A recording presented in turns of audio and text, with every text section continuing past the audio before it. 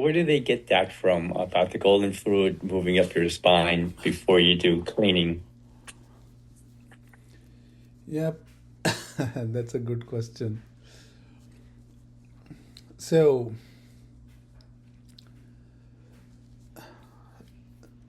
it is something, like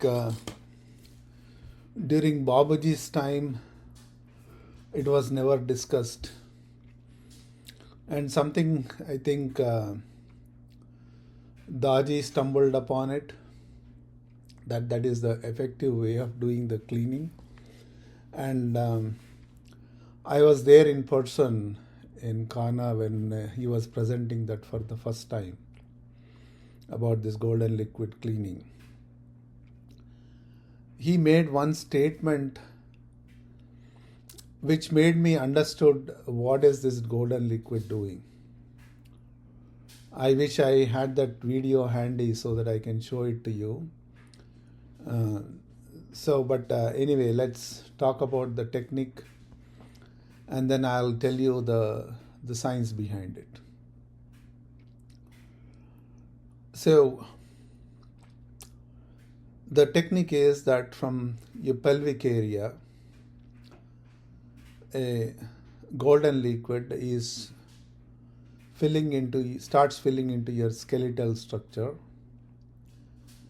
and it goes below and above, and slowly feel that your entire skeletal structure up to the head is filled with this golden liquid.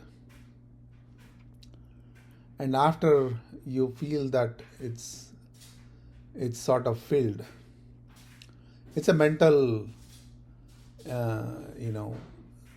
suggestion, intention, and once you feel that it is filled, then you begin your cleaning, the regular cleaning process, that all the impressions are leaving your system, and you'll find it the cleaning becomes very effective.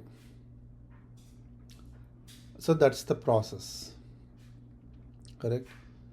So why golden liquid and why the skeletal structure? So there are two sort of energies, like we were discussing on Saturday, right? The entire process of creation, whatever the anatomy outside, the which created this existence, that anatomy is replicated into a human system also. So all the powers of the universe somehow the human system has access to. So one of the powers is known as Kal Shakti. This Kal, people can understand it as dark or time. Both have the same word in Sanskrit. So it's Kal. Kal means time. So it's the power over time. But this time is a concept, if you are interested in physics, if you listen to this physicist, whether it's Richard Feynman or even the new scientists, whether it's Einstein or whether it's Roger Penrose, all these quantum physicists, I frequently listen to their lectures. They all say time is the most misunderstood concept.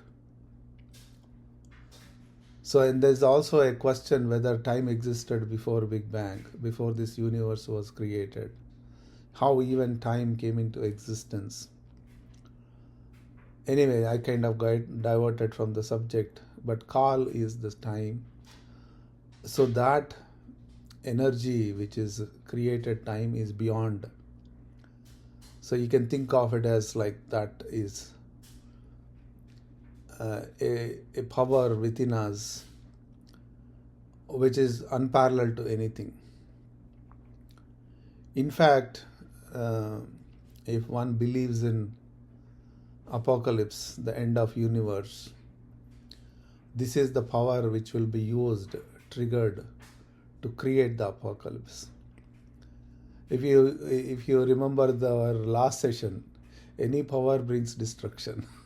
So, power is destruction, right?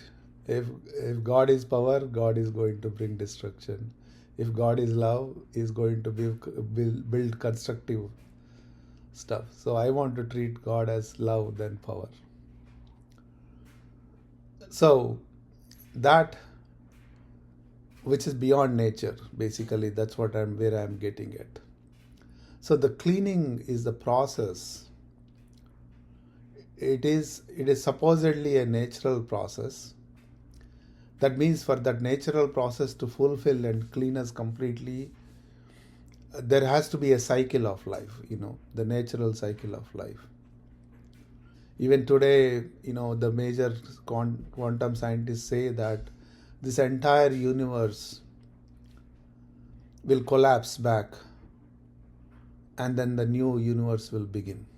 So even at the universe level, at even the galaxy's existence, they'll die and they get recreated. Same thing with any life, any form, any existence. So there is the birth and death cycle for everything which exists. So for humans. So with that understanding, this cleaning process naturally has to happen through lifetime of experiences, many lives of experiences, if it has to go naturally. But now we are accelerating that cleaning process, which our teachers have discovered. That's why this cleaning process is very unique aspect of heartfulness. We are accelerating many lives process in this lifetime, in fact, in one cleaning.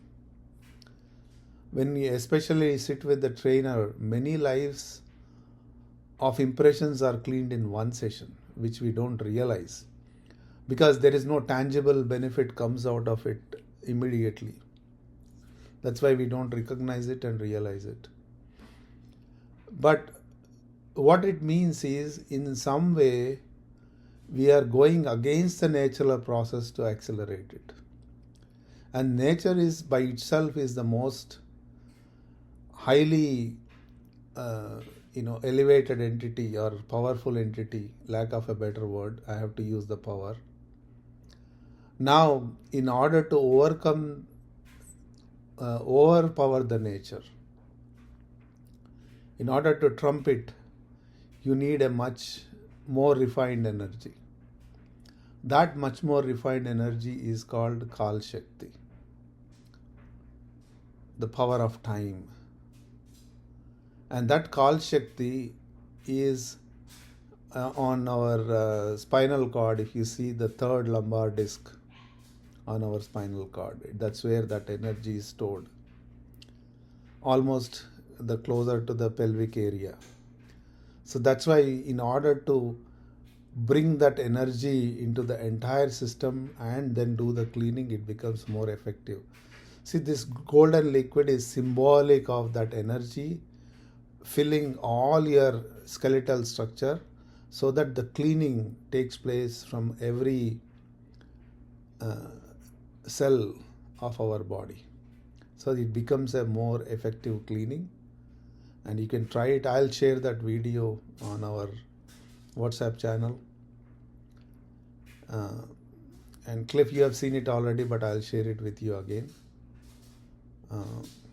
So that's how this effective cleaning takes place. Right. So any comments, questions?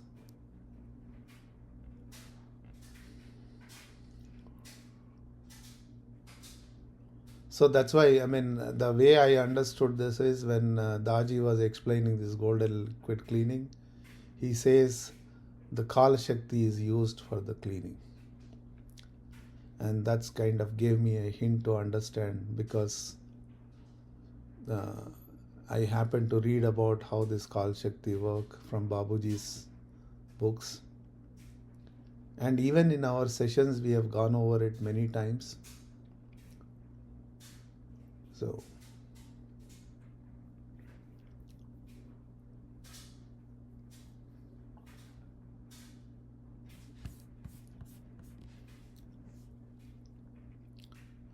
all right. So, changing the topic. Yesterday, someone asked me a very interesting question. So, we go to sleep. And in sleep also, sometimes dreams, but in deep sleep, there are no thoughts. And then we call about this state in meditation, what we call samadhi, appears to have no thoughts. So, what is the difference? And how the consciousness functions in both the states, and how mind function in both the states? That was the question. So, I said, like in sleep, even though we are deep asleep, it appears there are no thoughts, but mental projections are still there. These mental projections are creating what we call dreams. Correct? So the dreams are there even in our sleep. Especially the good sleep, which is supposedly REM sleep, will get a lot of dreams. And then in state of samadhi, in both the times, consciousness is never asleep. It's always active. Even Cliff once asked a question, what if someone has given anesthesia? They have no sense, they have no thought. It is a deep sleep state. So is consciousness still on? Yes, the consciousness is still on. But mind is absent. So our only tool as humans, even though we are embodied consciousness, even mind is absent, that awareness doesn't come. Because our translator from consciousness, whatever is happening, that awareness is translated by the mind to us. So that consciousness, its awareness is reflected in the mind, and that reflected awareness is what we are basically becoming aware of, or knowing things. Okay, I'm looking at the computer, I'm seeing people on my Zoom session. All this awareness is happening because the mind is getting that information as a reflection. Now, suppose if I paint the mirror dark, and if I stand in front of the mirror, my reflection is not shown. So I cannot say mirror is absent, but mirror is not reflecting at that point. Same thing happens to the mind. When it goes into the state of samadhi and the state of sleep. In the state of sleep, the reflection is blank. In the state of anesthesia, when you're in a coma state, the mind is blank, but it is still projecting. Whereas in a samadhi state, in a true samadhi state, means in a true deep meditative state. Samadhi, think of it as deep meditative state. In a deep meditative state, mind stops its projections. That's why Daji defines this deep meditative state as a 360 degrees of awareness. When mind stops projecting, mind is completely reflecting the consciousness. In fact, the awareness is more in a deep meditative state. But we say, oh, there are no thoughts in deep meditative state. Yes, because mind stops projecting. When mind stops projecting, there are no thoughts. Thoughts are nothing but the mental projections. When the mental projection stops, but it is still aware, that awareness is not translated into any thought because mind stops projecting at that point. And that's why we feel that depth of meditation, we feel that reflection of the consciousness completely. So it's almost the mind is and the consciousness have become one. When that happens, that mind which has become one with the consciousness will get the glimpse of the condition of the soul. The soul is synonymous to the higher essence. So that's why what we feel in that condition is the awareness of the soul, or the condition of the soul, or the state of the soul. And that's why we find it very blissful, but we cannot explain. The bliss is not happiness. It's an unconditional state. And that's what we feel it, but we cannot explain it. We think we have become thoughtless, but we have reached the state of meditative state. So the whole purpose of meditation is to reach that meditative state, to feel the God within, to experience the God within, because now the reflection is complete, total. Mind is pure. Mind is pure because it is not projecting anything. Thoughtless. But that thoughtless state of the samadhi, meditative state, is way different than the thoughtless state we experience through anesthesia or drugs or through deep sleep. It's very different. In that deep sleep, there is no reflection. This pure reflection is not there. In fact, the mind becomes like a zero reflector. It's like the painted mirror. But in meditative state, it is all clean, no dust particles on the mirror. It is reflecting the thing as is, without any mental projections. That is the difference between the meditative state and sleep. That's why when we come out of deep state of meditation, we feel rejuvenated. When we come out of the deep sleep, there is certain dullness on the mind. It doesn't feel like rejuvenation, complete rejuvenation. So that's the fundamental difference between sleep and meditative state. So that's why thoughtless is not the goal of meditation. Reaching that meditative state is the goal. Okay, I'll stop here for any comments, questions.